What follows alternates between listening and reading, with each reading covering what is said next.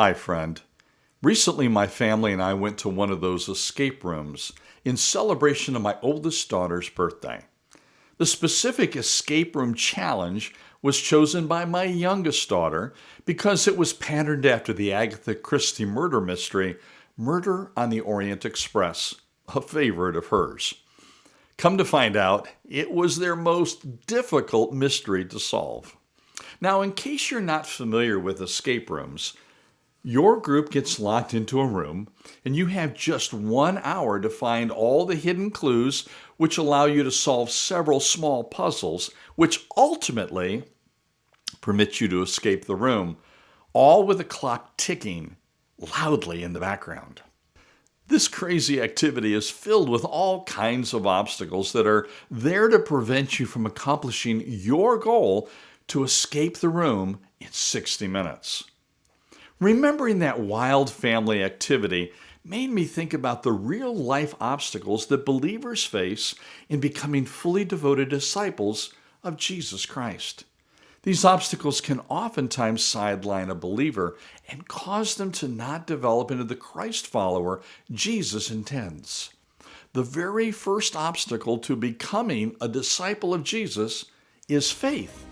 Well, that's exactly what I want to talk with you about today, here in this edition of Ignite Your Spiritual Growth.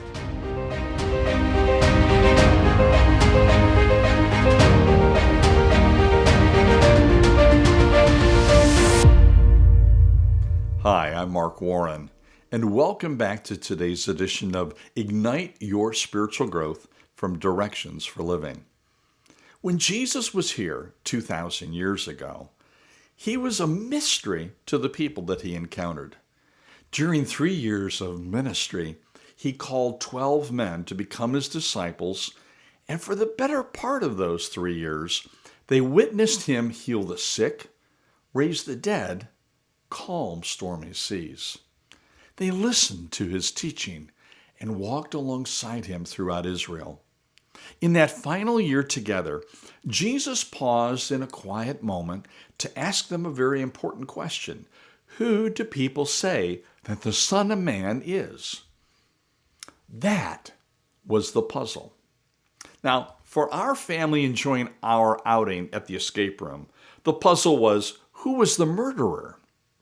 The puzzle Jesus presents to the disciples was, who do people say that I am? Well, just like us, the people that Jesus had encountered up to that point had all kinds of clues to help them solve that puzzle. Evidence through his miraculous birth, family tree, not to mention all the miracles he had performed right before their very eyes. The disciples quickly spoke up and answered Jesus with what they had been hearing from the crowds. Matthew 16:14 records their response. And they said, some say John the Baptist, and others Elijah, but still others Jeremiah or one of the prophets. After hearing their report on who the crowds thought Jesus was, Jesus then makes it very personal to these disciples. He drills down with an exceptionally important question. Now, before we get to Jesus' big question, I have a free gift that I want to get into your hands. I believe it will be a great resource that you can use each day to expand your walk with Christ. It's called 3 Key Steps to Enhance Your Spiritual Growth. These key steps will encourage your appetite to know God better and understand His exciting relationship with you. They will lead you into a transformed life through a simple yet dynamic way to approach God through His Word. I really want this to get into your hands, so I have put a link in the description below just to make it super easy.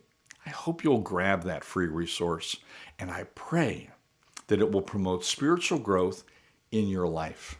Now, let's get back to today's episode. How to overcome obstacles as a disciple of Jesus. Obstacle number 1, faith. So Jesus presents this puzzle to his disciples. Who do people say that the Son of Man is?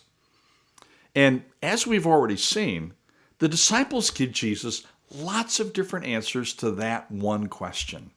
But Jesus really drills down and makes it very personal to each of them with his next question.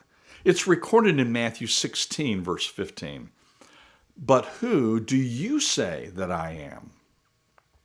Jesus wants to hear their solution to this puzzle. As was often the case, Peter speaks up for the group and he gives Jesus their combined answer. Simon Peter answered, "You are the Christ, the Son of the living God." Seeing the same clues as the crowds did, the disciples came to a very different conclusion. Now, if you'll permit me to further extend our illustration here today, the crowd's solution to the puzzle left them locked in the escape room. The disciples' solution, however, allowed them to end the game successfully. Listen to how Jesus responds to their conclusion about his identity. It's found in Matthew 16, verse 17. And Jesus said to him, "Blessed are you, Simon Bar-Jonah, because flesh and blood did not reveal this to you, but my Father who is in heaven." Jesus remarked that the disciples' correct answer didn't come as a result of human reasoning or intellect. God had revealed who Jesus was, and they accepted that by faith. Humanity really hasn't changed much over these past 2,000 years. For the most part, when asked to identify Jesus of Nazareth, today's crowds continue to give the variety of wrong answers. He was a prophet. He was a great teacher. He was a philosopher. Then, of course, there are many who conclude Jesus of Nazareth is simply a fable. Whether you accept the historical evidence or not, you must overcome the faith obstacle if you're to embrace Jesus as your personal Savior. For many, that obstacle, to accept Jesus as their own personal Savior, is impossible to overcome. To be a disciple of Jesus Christ begins by accepting him by faith as your personal Savior. That's what establishes your relationship to the Master. Without this first step, there are no other next steps to be done. If you will permit me, Jesus, the Son of God, came into this world to save our eternal souls from a destination all of us are already headed for. Every one of us has sinned or disobeyed God's law. And because of that, we find ourselves in opposition to God.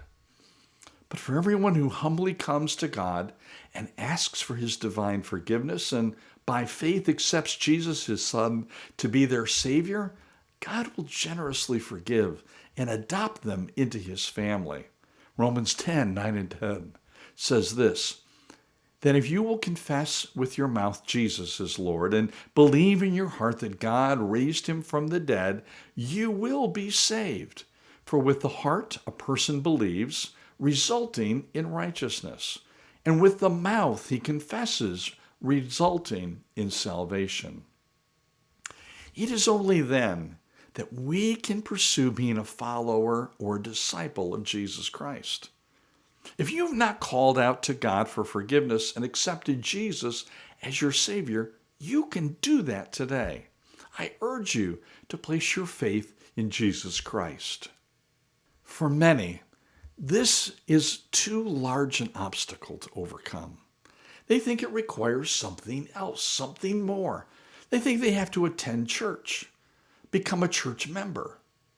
Some think they have to give donations to a church. Many think they have to earn their way to God. For them, simply exercising faith is an overwhelming obstacle. I pray it's not an obstacle for you. So, what are your thoughts about today's text? I would love for you to take a moment and write your reflections about today's video in the comments section below. I really look forward to reading them each and every week. And by the way, just as a reminder, I hope that you will download the free resource that I mentioned earlier through the link that I have provided below. Thank you so much for taking some time with me here at Directions for Living. May God bless you, and we will see you next time.